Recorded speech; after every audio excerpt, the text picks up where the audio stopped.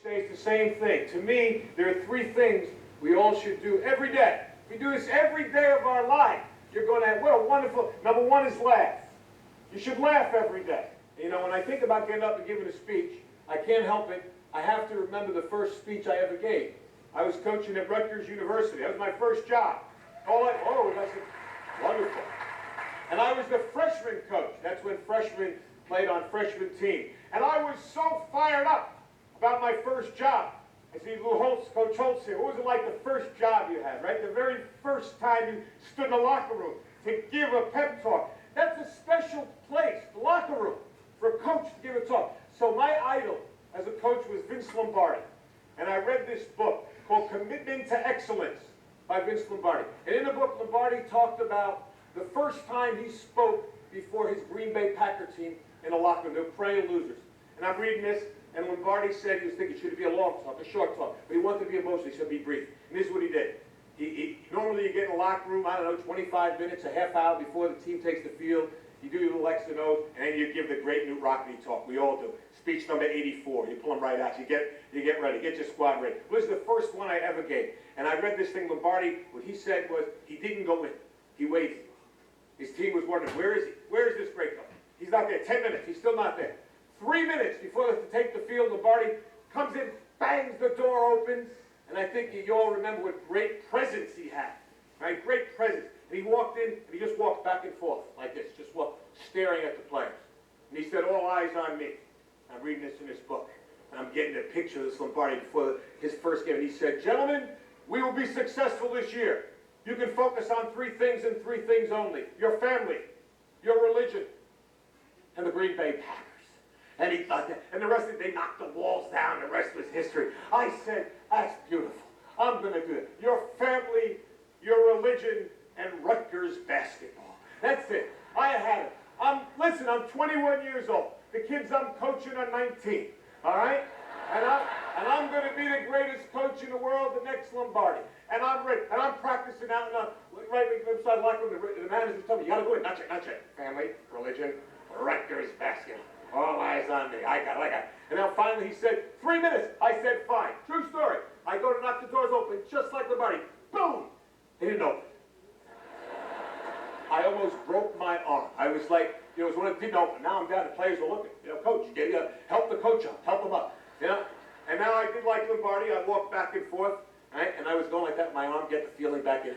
And finally I said, gentlemen, all eyes on me. These kids wanted to play. They're 19. Let's go. I said, gentlemen, we'll be successful this year if you can focus on three things and three things only. I said, your family, your religion, and the Green Bay Packers, I told you. I did that. I remember that. Number two is think. You should spend some time in thought.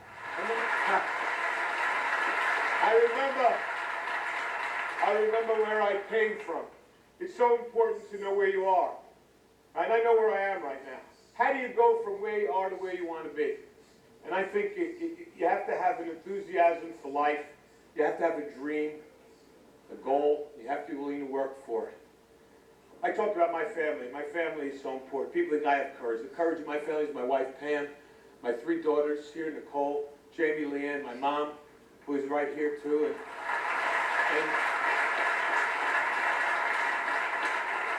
And the screen is flashing up there 30 seconds like I care about that screen right now, huh? I got tumors all over my body. I'm worried about some guy in the back going 30 seconds, huh? You got a lot. Hey, phenomenal, buddy. You got a lot.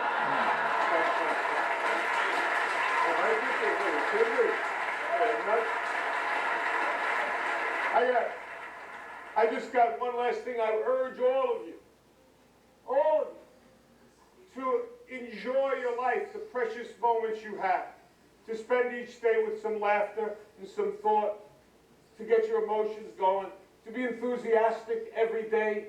And Ralph Waldo Emerson said nothing great can be accomplished without enthusiasm, to keep your dreams alive in spite of problems, whatever you have, the ability to be able to work hard for your dreams to come true, become a reality. And number three is you should have your emotions moved to tears. Could be happy.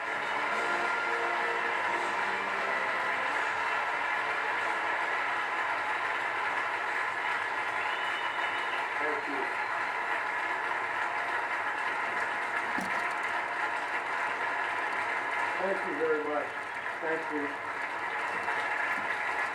I only have one of those things going to cue cards, so I'm going to speak longer than anybody else has spoken tonight. That's the way it goes. Time is very precious to me. I don't know how much I have left, and I have some things that I would like to say. Hopefully, at the end, I'll have something that will be important to other people too. But I can't help it. Now when I'm fighting cancer, everybody knows that. People ask me all the time about how you go through your life and how's your day. And nothing has changed for me. As Dick said, I'm a very emotional, passionate man. I can't help it. That's being the son of Rocco and Angelina Valvano. That just comes with the territory. Right? We hug, we kiss, we love. And when people say to me, how do you get through life or each day, it's the same thing. To me, there are three things we all should do every day.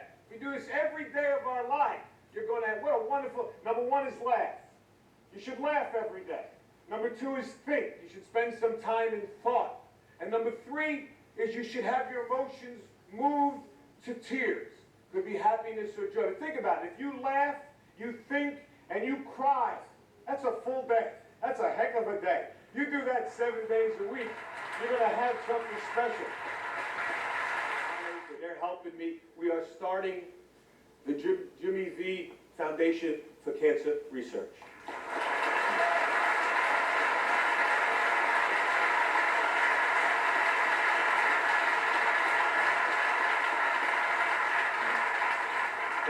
And its motto is, don't give up, don't ever give up. And that's what I'm going to try to do. Every minute that I have left, I will thank God for the day, for the moment I have. And if you see me, smile and maybe give me a hug, because that's important to me too. But try, if you can, to support, whether it's AIDS or the Cancer Foundation, so that someone else might survive, might prosper, and might actually be cured of this dreaded disease. I can't thank ESPN enough for allowing this to happen, and I'm going to work as hard as I can, for cancer research. Hopefully, maybe we'll have some cures and some breakthroughs, and I'd like to think I'm going to fight my brains out to be back here again next year for the Arthur Ashe recipient. I want to give it next year.